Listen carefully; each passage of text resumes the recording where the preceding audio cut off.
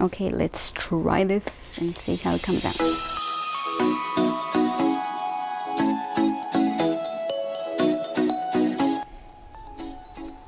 These are 6 things I wish I knew before I started my fitness journey. Thanks, Beatles. Okay, so the first one is how to eat. When I started doing weight training, all I wanted to do is to gain weight because I was super skinny. I used to weigh 80 pounds. I did not like how I look. I was too skinny and people would always make fun of me, and I didn't like that. So that's the reason why I went to the gym. I had a friend who told me like, oh, if you build muscle, you are gonna fill in the curves, right? So that's what I did. But all he told me, you need to eat a lot to gain weight. But they didn't tell me what I needed to eat, right?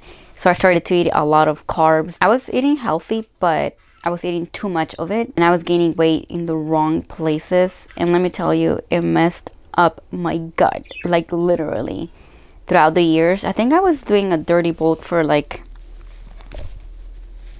gosh, maybe 5-6 years. Back then, I think it was 2012. But YouTube was not huge. Girls lifting weights in the gym was not a thing. They told me like, you need it a lot. So I started eating a lot.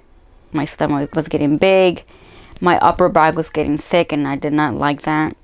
My legs were still skinny. You know, it was really messy. So I wish somebody told me this is how you eat. What do they call it? Have a low tolerance on carbs. Meaning I can't eat too much carbs, right? So I have to be really careful of how much carbs I eat. My main source is protein, which is obviously helps with building muscle. But I didn't know that. I was just eating like whatever and eating a lot of it, you know. But it's really important for you to know what type of macronutrient you are. Protein, carbs, and fats. So like I said, for me, eating more protein was more important than eating a lot of carbs. And I was honestly eating more carbs than anything else. And because I was pushing my body too much to eat a lot, I messed up my gut. I used to suffer a lot from like severe bloating for so many years. It's just the bacteria in my gut was imbalanced. So I was having a lot of gut issues. I honestly couldn't eat beans anymore. I couldn't eat tomatoes anymore. And I thought I was lactose intolerant. But it turns out that I'm not. But like, I can't eat cheese now.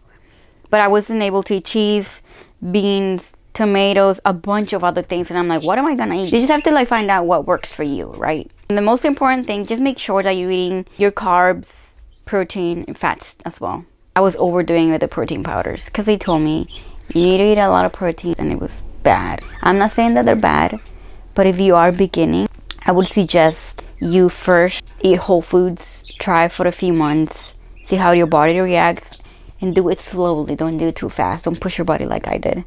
Do it slowly and see how your body reacts. And then if you see that you need to add supplements, then you can, you know, start taking protein powders. Okay? Just get most of your macros from whole foods, please. The second thing I wish I knew when I started my fitness journey, progressive overload. I did not know anything. I just went to the gym, started lifting really, really heavy without knowing how to lift. My form was trash. And because of that, I have a bad back, my joints hurt, etc., etc. So it's very important. So what progressive overload is, like slowly increasing either the weight, the amount of repetitions, time under tension. My form was really bad. Nobody told me how to lift. Everything that I know right now is from trial and error and like learning from mistakes, doing a lot of research. I didn't know. Nobody told me. So yeah, I just didn't give my body enough time to get stronger slowly, you know. Now the third thing I wish I knew when I started my fitness journey was to stretch before and after.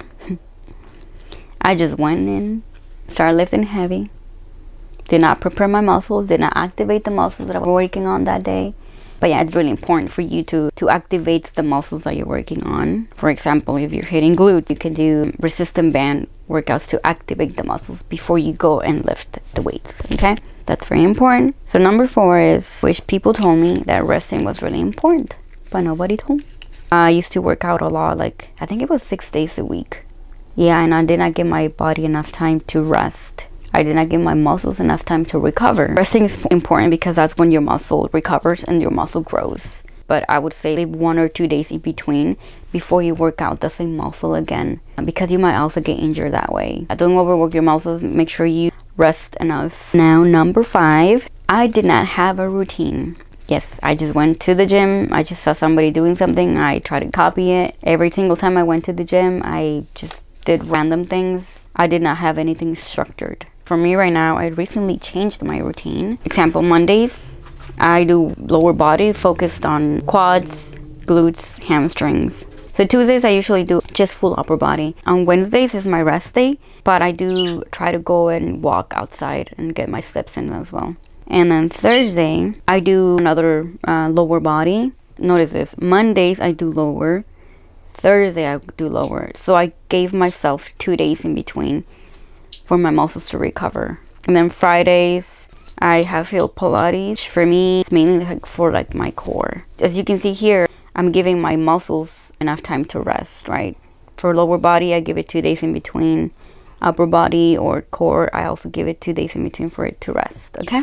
If you guys want to know what type of workouts that I do for lower body, upper body, or core, let me know in the comments, and I'll be glad to do that for you guys. Oh, we're down to the last point. So good. Okay, this one I recently learned, and mind me, being on my fitness journey for 10 plus years, right? As I mentioned, I've been struggling a lot with gut problems, a lot of bloating, cystic acne, joint pain, feeling always tired, losing a lot of hair, and the list goes on. I went to the doctors. They were like, everything is fine. I'm like, but why am I dying? Thank God I found someone on TikTok. I contacted her and she messaged me. I sent a piece of my hair to do, I think it's called an HTMA test. Through that hair, they were able to see my everything. My body was really messed up. A lot of gut problems. I had a lot of mercury in my body. Honestly, I literally cried because I just been battling with this for so long and nobody was giving me answers. The reason why I'm saying this is because I used to lift weights when I was on my period, and that's bad because it messed up my hormones as well. But once again, nobody told me about this. I thought just work hard, you're gonna get the body you want, and it was actually going reverse. So I don't lift weights on my period anymore. I rest, I go for walks, stretch a little bit, and I also try to eat really clean and healthy and just being more compassionate towards my body and myself. Honestly, our bodies go through so much when we have our periods, and on top of that, pushing it to lift heavy, no, I can't do that anymore. I would say maybe a year that I stopped doing that, and it's helping so much. So I would advise that. And if you want to lift weights, I would suggest going lighter. Don't lift too heavy. Slower, lighter. Be kind to your body, please. But yes, so those are the 6 things that I wish I knew when I started my fitness journey. I had to learn the hard way. Hopefully I didn't miss anything. To recap, point number 1, I wish there was somebody that told me how to eat. Number 2, progressive overload. Number 3, stretching before and after the workouts. Number 4, resting. Number 5, have a set routine. And number 6, to not lift on your period. Guys, I hope this helps you. Let me know in the comments, and I'll catch you on the next one. Bye.